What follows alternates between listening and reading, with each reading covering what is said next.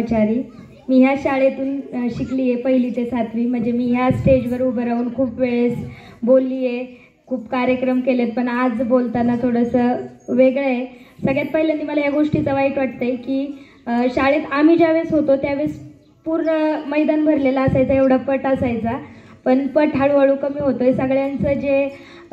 सगळ्यांना असं वाटतंय की इंग्लिश मिडियमचं शिक्षण जे आहे ते चांगलं असतं, तिकडे सगळेजण पाठवायला लागलेत. अगदी गैरसोय करून विद्यार्थ्यांची पाठवतात. म्हणजे विद्यार्थ्यांना सकाळी 7ला बळच आई उठवून स्कूल बसमध्ये पाठवते, आल्यानंतर पण त्यांचे एवढे मोठे मोठे होमवर्क, हे सगळं करून त्यांना असं वाटतंय की खूप चांगलं शिक्षण देतोय.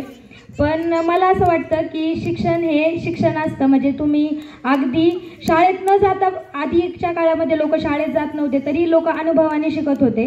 म्हणजे कुठली शाळा आहे ती इंग्लिश मिडियम आहे, मराठी मिडियम आहे, याच्यापेक्षा जास्त तुम्ही त्या शाळेतून काय शिकताय, कसं शिकताय हे महत्त्वाचं असतं.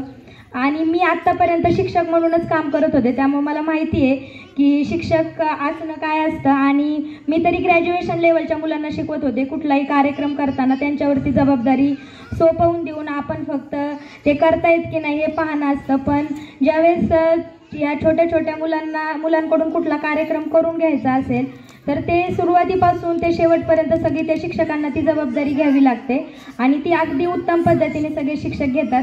मी मगाशी पाहिलं की मॅडम, ती एक मुलगी होती, तिची बार हेअरस्टाईल निघाली होती, ती सुद्धा व्यवस्थित करून देत होत्या. म्हणजे